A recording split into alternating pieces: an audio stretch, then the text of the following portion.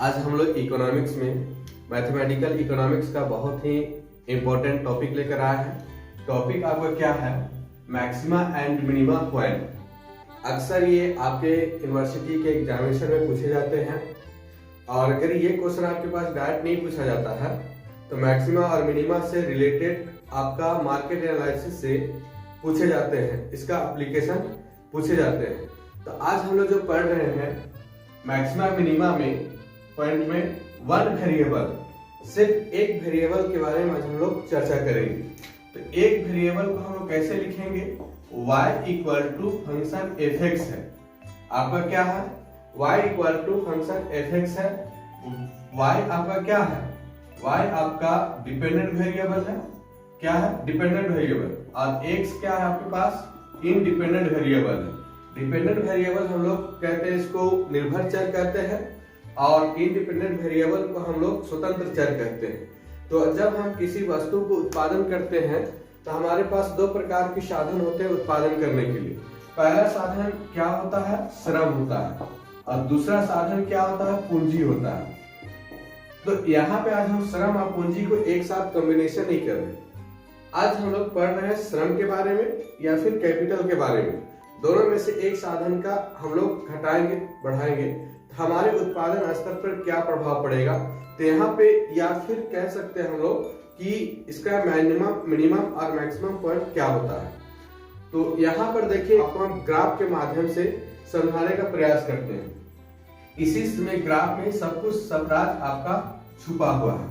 तो ग्राफ क्या है आपके पास? इधर हम लोग क्या लिखते हैं? x का वैल्यू लिखते हैं fx, y equal to fx लिखते हैं। तो जो y है, तो यहाँ पर मैक्सिमा और मिनिमा क्या होता है इसको थोड़ा सा हम लोग जान लेंगे। उसके बाद थ्योरेटिकल आपके पास नोट्स भी हो जाएगा। यहाँ सबसे पहले एक ग्राफ हम लोग बनाते हैं। इस ग्राफ में आप क्या देख रहे हैं? इस ग्राफ में आप उतार चढ़ाव देख रहे हैं। एक देखते हैं आप हाईएस्ट पॉइंट, जिसको हम लोग मैक्सिमम कहते हैं। दूसरा आप क्या देखते हैं? लोएस्ट मिनिमम पॉइंट देखते हैं। और एक तीसरा हम लोग देख रहे हैं मैक्सिमम पॉइंट। तो यहाँ पे हम लोग देखेंगे, क्या देखेंगे? x इज इक्वल टू, मान लेते हैं x इक्वल टू a है, यहाँ पे x is equal to b है और x का इक्वल टू c है। इस पॉइंट को हम नाम देते हैं आपके लिए a, इसका नाम देते हैं b और इसका नाम देते हैं c। अब यहाँ पे हम लोग देख रहे हैं कि a पॉइंट पर मेरा मैक्सिमम है। तो मैक्सिमम कैसे कैलकुलेट करते हैं? मैक्सिमम हम कब किसी भी चीजों का मैक्सिमम कहते हैं जब हम किसी भी इंडस्ट्री में उत्पादन करते हैं। एक प्रोड्यूसर होता है, उसका एक ही चाहत होता है। क्या चाहत होता है? जब वो उत्पादन करना चाहता है तो उसके लिए एक ही चाहत होता है। क्या होता है? एक होता है उसके पास टीआर और एक होता है टीसी। टीआर का मतलब होता है कुल आगम। क्या होता है? कुल आगम। और टीसी का मतलब क्या होता है? कुल लागत। तो कोई भी उत्पादक है वो चाहता है, क्या चाहता है? टीसी मेरा मिनिमम हो, टीसी मेरा मिनिमम हो और टीआर क्या है? मेरा मैक्सिमम हो। मतलब क्या चाहता है? कोई भी उत्पादक करता हो, सिर्फ वो यही चाहत रखता है कि कम से कम लागत में वो अधिक से अधिक आगम की प्राप्ति करे। जैसे हम लोग भी ये चाहत करते हैं, हमारे गार्जियन भी चाहत करते हैं, आपके गार्जियन भी चाहते हैं कि कम से कम पैसा देकर अपने बच्चे को बड़े से बड़े एजुकेशन दे सके। वो ऐसे संस्थानों में ढूंढते हैं। या फिर हम लोग चाहते हैं कि 5,000 रुपया दे के हमारे बच्चे अफसर बन जाए। क्या चाहते हैं? कभी हम चाहते हैं कि 50 लाख रुपया दे के मेरा बेटा क्लर्क बने? नहीं चाहते हैं। उसी प्रकार प्रोड्यूसर है, वो भी उसकी भी चाहत होती है कि कम से कम लागत में अधिक से अधिक उत्पादन करे। तो यहाँ पर आपका सेम कंडीशन है। जब कोई शुरू इंडस्ट्रियल में आता है या उत्पादन करता है तो उसके पास सारा चीज न्यू फॉर्म होता है। और जब न्यू फॉर्म होता है तो क्या करता है? यहाँ पे देखिए, उत्पादन धीरे धीरे क्या होता है? बढ़ता है। उत्पादन भी बढ़ता है, उत्पादन भी बढ़ता है। लेकिन शुरू में क्या होता है, बढ़ती अवस्था से बढ़ता है, उसके बाद जैसे जैसे उत्पादन का जैसे वो पूंजी लगाता है, उत्पादन क्या होता है, कम होता जाता है। यहाँ पे क्या होता है, जब हम लोग घटने की अवस्था होती है तो हम लोग उसको डिफरेंशिएशन कहते हैं। डिफरेंशिएशन का मतलब क्या होता है, डिफरेंशिएशन का मतलब होता है कि मार्जिनल कॉस्ट या मार्जिनल रेवेन्यू उसकी एक एक अवस्था में कम होने की क्रिया को इकोनॉमिक्स में हम लोग मार्जिनल कहते हैं।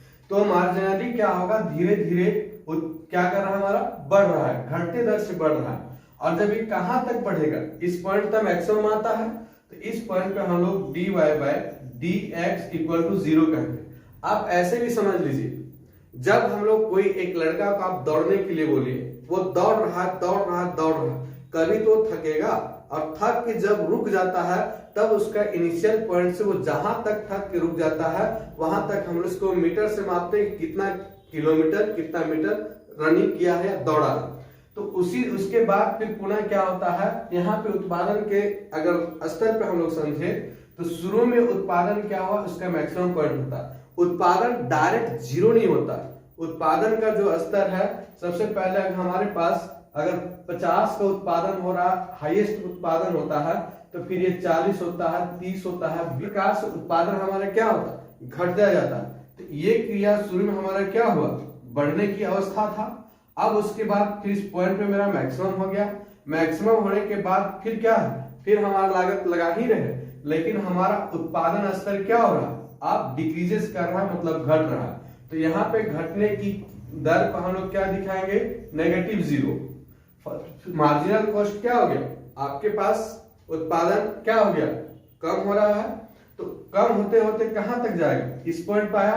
अब इससे ज्यादा वो कम नहीं हो सकता।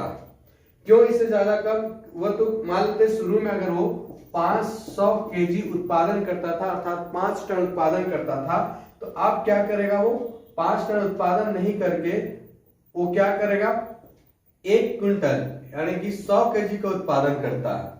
फिर 100 केजी का उत्पादन करता है, मार्केट को बना रहता है और देखता है, फिर प्रतीक्षा करता है कि सिचुएशन को कि अगले फिर से मार्केट सुधार होगा तो हमारा प्रोडक्टिविटी फिर से बढ़ेगा। फिर से क्या करता, वो बढ़ाता, लेकिन इस पॉइंट से ज्यादा वो नीचे नहीं गिरता है।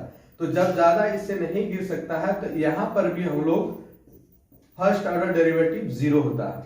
फिर पुनः क्या करता है, उसी प्रकार से आगे की ओर फिर से अपने रिफॉर्म को, अपने इंडस्ट्री को सुधारता है, नए पूंजी लगाता है और नए नए टेक्निक सुधारता है फिर से। लेकिन जब सेकेंड टाइम्स में फिर से रिफॉर्म किया, सुधार करने का प्रयास किया, तो अगले बार उसका कितना होगा, 400 केजी ही होगा, क्योंकि अब इसके बराबर नहीं उत्पादन हो पाएगा, क्योंकि इसमें फिर जो लागत था फिर उसकी लागत लगता है। तो इसलिए हम लोग इस जो ये भी मैक्सिमम पॉइंट है, लेकिन इस ए के मैक्सिमम पॉइंट से सी का मैक्सिमम पॉइंट कम होगा, फिर से उसी तरह से आएगा, फिर कम होगा आपका, यहाँ फिर उसका मिनिमम पॉइंट आएगा। इस प्रकार से हम लोग देखते हैं कि मैक्सिमा और एंड मिनिमा पॉइंट, यहाँ पे जो हम लोग देख रहे हैं ना, यहाँ पे मैक्सिमम पॉइंट है, लेकिन एक्स का किस वैल्यू पर मेरा मैक्सिमम होगा, तो इसी वैल्यू को हम लोग चेक करने के लिए मैक्सिमा एंड मिनिमा का वैल्यू निकालते हैं। तो इसे अभी हम लोग एक क्वेश्चन के माध्यम से समझेंगे कि कैसे हम लोग करेंगे। क्या इस पॉइंट पे बी है, तो यहाँ पे मेरा मिनिमम है, तो कैसे हम लोग कह सकते हैं कि जैसे हम लोग 2 वैल्यू आएगा या 3 वैल्यू आएगा, जो भी वैल्यू आएगा उसे हम लोग कैसे कह सकते हैं कि हमारा एग्जैक्टली कितना पे मिनिमम होगा। हो सकता है x इक्वल टू आपका 5 आए और x इक्वल टू हो सकता है 7 आए।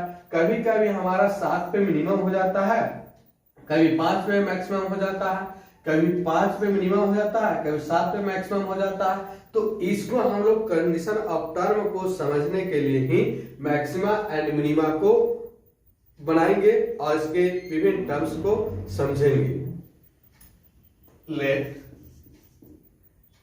एनी फंक्शन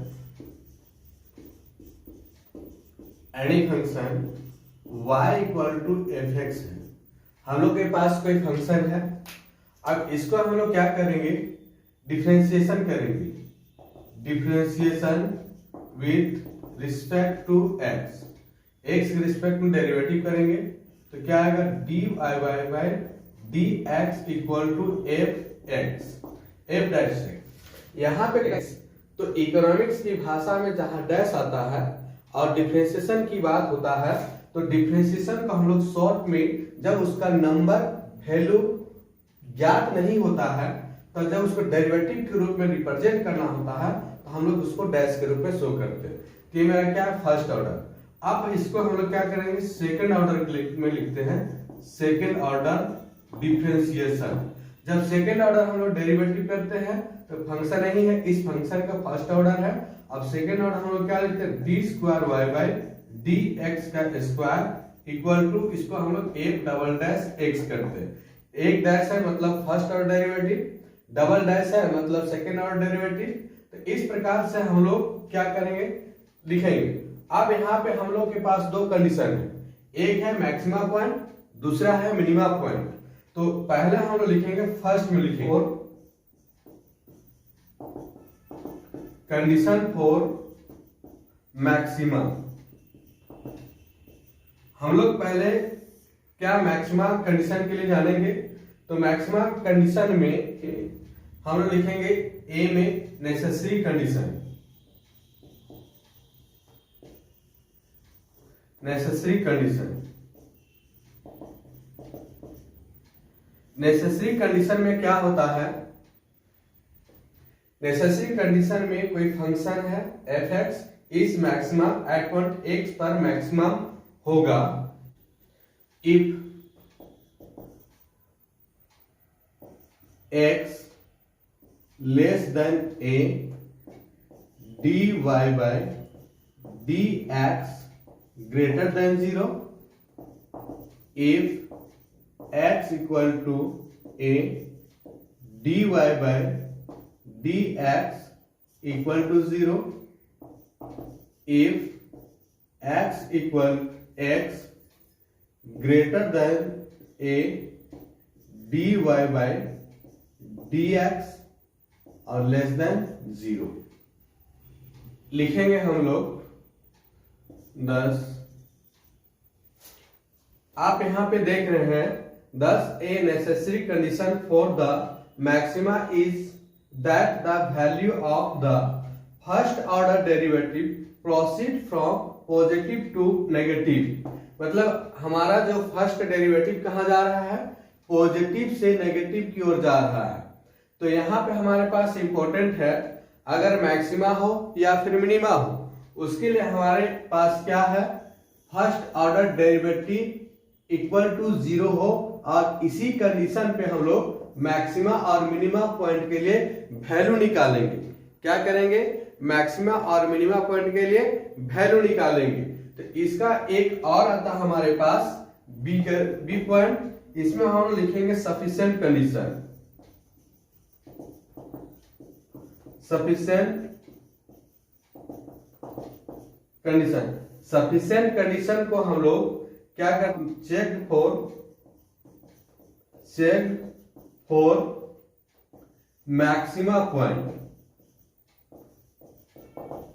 हम लोग क्या करते हैं, सफिशिएंट कंडीशन में हमारा जो वैल्यू आएगा, यहां पर से हम लोग को जो वैल्यू आएगा, क्या वो क्या मैक्सिमम है या फिर मिनिमा है, इसको हम लोग चेक करते हैं। तो सेकेंड, इसके लिए हम लोग क्या इंपॉर्टेंट है, second order derivative D square Y by D X square.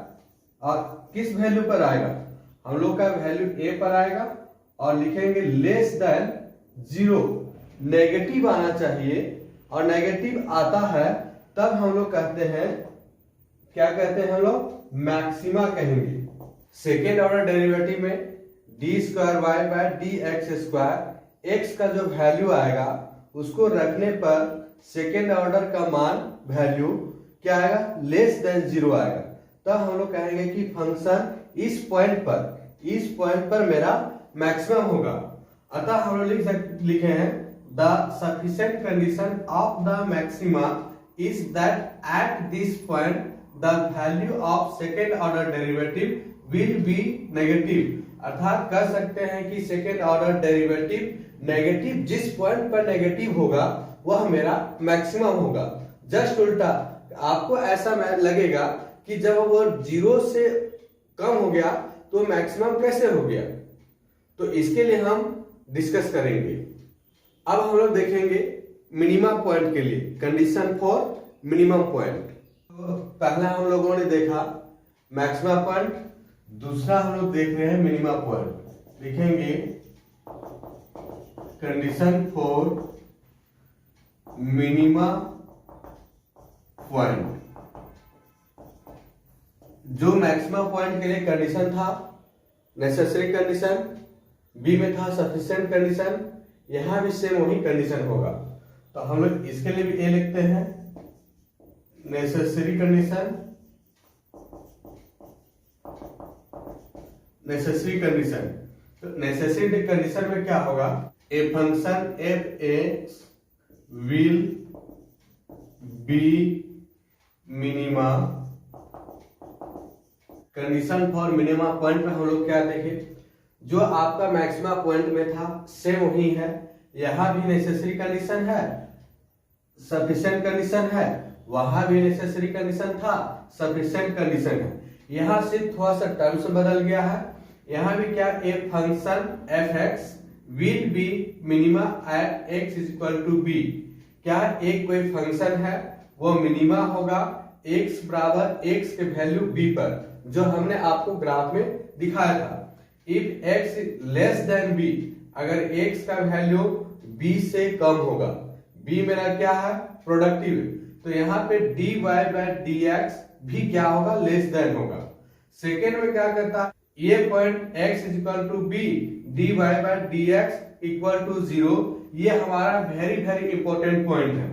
Important point इस माध्यम से भी है क्योंकि ये बढ़ती अवस्था है, ये क्या है हमारा बढ़ती अवस्था है।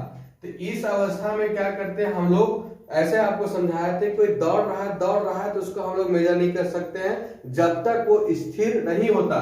तो ये क्या है, ये दौड़ ही रहा है, यहाँ पे आपका स्थिर हो जाता है, फिर ये दौड़ रहा है। तो इस पॉइंट पे ही हम लोग x बराबर b का वैल्यू निकालते हैं, अर्थात x का वैल्यू निकालते हैं। तो यहाँ पे फिर दिया एक if x greater than b dy by dx, मतलब first order derivative greater than 0। इस अवस्था में भी हम लोग नहीं निकाल पाते, तो हम लोग क्या लिख सकते हैं, thus a necessary condition for the minima point is that the value of the first order derivative, ये मेरा क्या है dy by dx, first order derivative proceed from negative to positive. देखिए क्या है, नेगेटिव आया, स्टेबल हुआ, फिर पॉजिटिव की ओर जा रहा है। तो हम लोग क्या होता है, नेगेटिव से पॉजिटिव की ओर जाता है, और मैक्सिमम पॉइंट में पॉजिटिव से नेगेटिव की ओर जाता है। अब सफिशिएंट कंडीशन में देखिए, सफिशिएंट कंडीशन में क्या है, सेकेंड ऑर्डर डेरिवेटिव x का वैल्यू पर अधिक होता है, अधिक होने पर ही हम लोग का मिनिमम होगा। आप पूछेंगे सर x बराबर b तो मेरा मिनिमम हो गया, तो हम लोग वैल्यू मैक्सिमम क्यों निकालेंगे, है ना। ये क्या है, अगर लेस देन 0 आता है, इस वैल्यू से हम लोग को कुछ मतलब नहीं होता, सिर्फ हम लोग x बराबर चेक करते हैं कि हमारे यहाँ पे मैक्सिमम पॉइंट होगा कि मिनिमम पॉइंट होगा। कौन सा मिनिमम और मैक्सिमम बात करते, जो x का वैल्यू आता है। तो यहाँ पे अगर x का सेकेंड और डेरिवेटिव का वैल्यू 0 से बड़ा आता है, तो यह पॉइंट को x बराबर मेरा मिनिमम होगा। क्यों, जहां 0 से बड़ा आने का मतलब होता है कि हमारा वैल्यू क्या हो रहा, कम हो रहा है। तो लिख सकते the sufficient condition of the minimum point is that at this point the value of second order derivative will be positive. अगर सेकेंड ऑर्डर डेरिवेटिव का वैल्यू पॉजिटिव में है तो हमारा फंक्शन क्या होगा, उस पॉइंट पर फंक्शन मिनिमम होगा। तो इसमें हम लोग देख लिए कंक्लूजन क्या है, if dy by dx equal to 0, अगर फर्स्ट ऑर्डर डेरिवेटिव जहां पे 0 होगा, यहाँ पे फंक्शन x का वैल्यू निकलेगा। अब x का वैल्यू एक वैल्यू निकलेगा कि दो वैल्यू निकलेगा, ये फंक्शन पे डिपेंड करता है। At x is equal to b, अगर x का वैल्यू b है, and D square Y by D X square second order derivative का वैल्यू पॉजिटिव है, तो then the value of function will be minimum at the point. तो कहता है इस पॉइंट पर सेकेंड ऑर्डर डेरिवेटिव का वैल्यू मैक्सिमम होने पर आपका फंक्शन मिनिमम होगा। तो इस प्रकार से हम लोग क्या देखें मैक्सिमा पॉइंट मिनिमा पॉइंट किस प्रकार से हम लोग को उलझन में डालता, लेकिन आपको उलझन में नहीं फंसना है। इसके लिए एक ट्रिक और एक आपका शॉर्ट में बताते हैं हम condition for maxima and minima point के लिए एकदम शॉर्ट ट्रिक हम लोग समझने का प्रयास करते हैं, लॉन्ग बाद में देखेंगे। लिखेंगे क्या, लेट एनी फंक्शन क्या लिखेंगे, y equal to F X, we take quadratic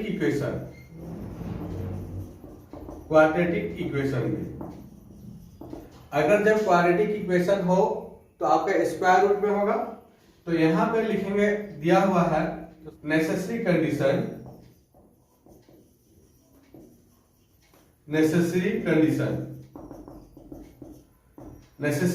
में हम लोग क्या करते हैं, y equal to F x लिखेंगे differentiation with respect to x, y x के रिस्पेक्ट में डेरिवेटिव कर देंगे, लिखेंगे f डैश x।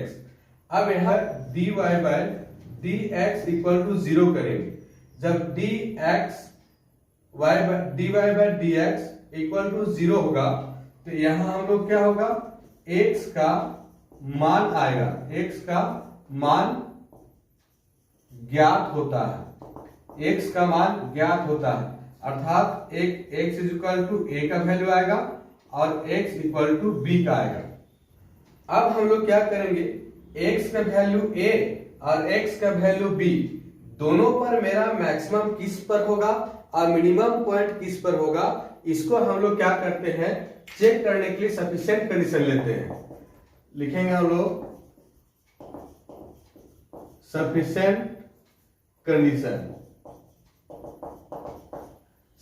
कंडीशन को हम लोग चेक्ड फॉर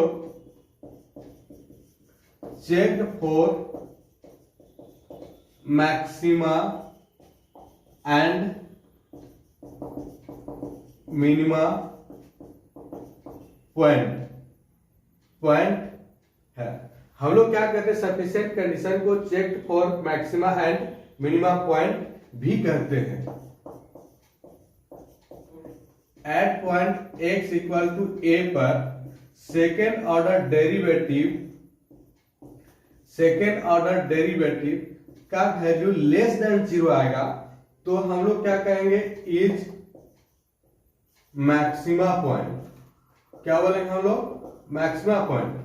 अगर at point x equal to b पर सेकेंड ऑर्डर डेरिवेटिव का value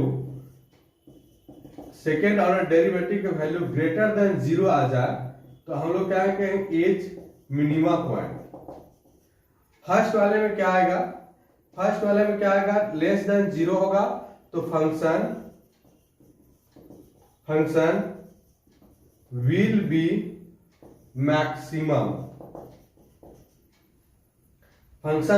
maximum at point x equal to b। अगर सेकेंड ऑर्डर डेरिवेटिव का वैल्यू x पर 0 से अधिक आ जाए तो हम लोग बोलेंगे function will be minimum at point x equal to b।